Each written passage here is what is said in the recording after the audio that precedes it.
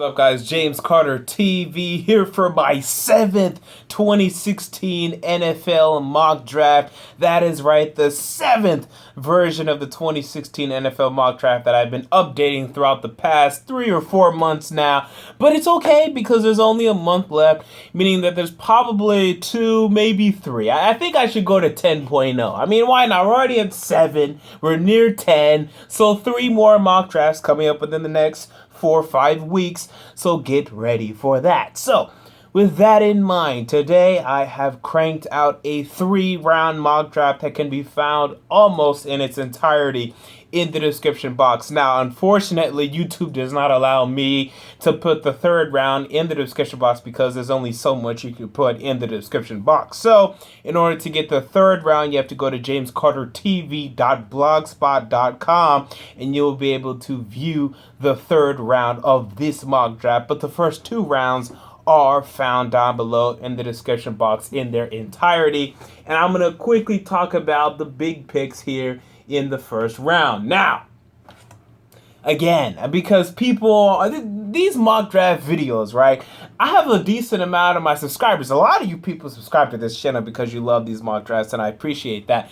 But I would say at least 70% of the viewers that are watching this are watching me for the first time, so they have no idea why Jalen Ramsey is going number 1 overall. They don't understand. Wait, what? Wait, what are you talking about? So again, let me explain yet again. I am a Tennessee Titans fan. And I'm of the belief, in fact, I believe this with almost every bone in my body, that they're going to take Jalen Ramsey with the number 1 overall pick. The mantra, the narrative, whatever you can call it, has been that the Titans will take Laremy Tunsil with the number 1 overall pick. But this has not been supported by any evidence whatsoever other than the fact that, this is what we think they're going to do. I haven't heard Adam Schefter. I haven't heard Chris Mortensen or Albert Breer or Ian Rappaport. I haven't heard any of these nerds saying sources within the inside organization are saying that the Titans are taking Laremy Tunsil. I haven't heard that. Have you heard that? You haven't. Everyone's just speculating because the Titans are very good at keeping things under wraps. No one knew they were taking Marcus Mariota until they took Marcus Mariota, even though I stood here last year for months and months and months saying they're taking Marcus Mariota, while everyone else was under the belief that they're going to trade the pick. I knew what was going on, and I know what's going on here.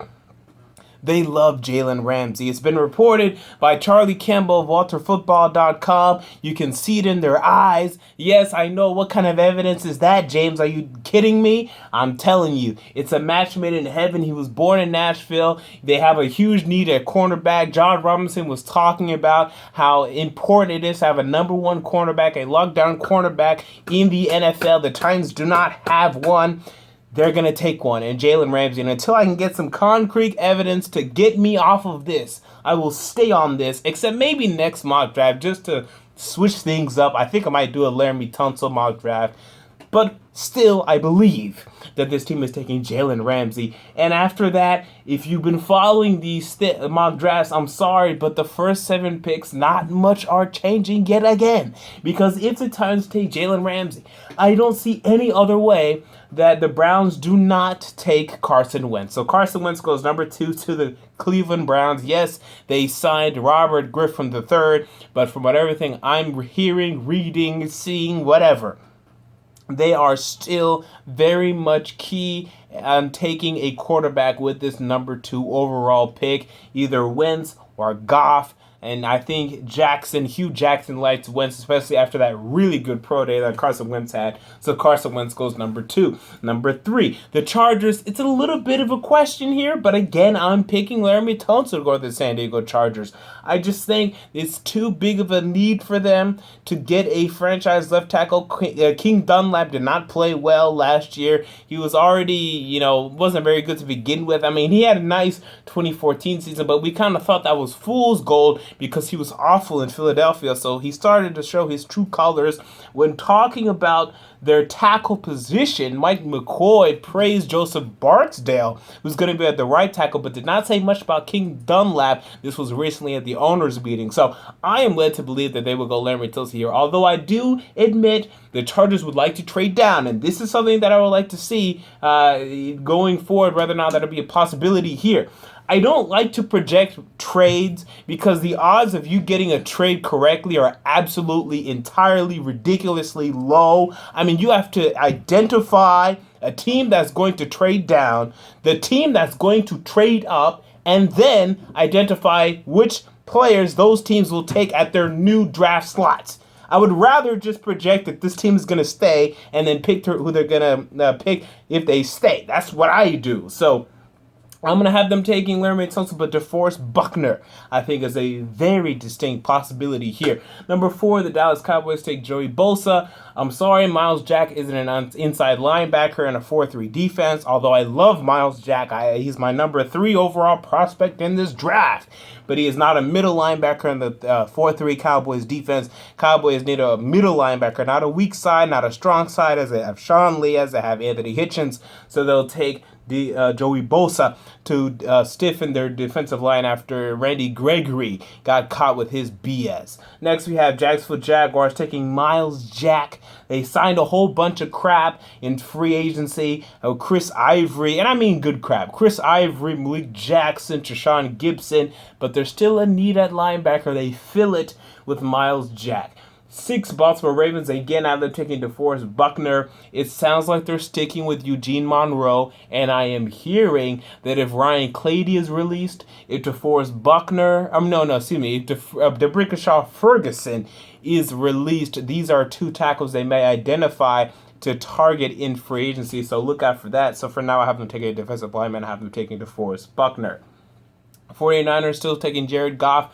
I really think they're going to move on from Colin Kaepernick. In what form that will take life, I don't know. But I don't see him being a 49er in 2016 much longer.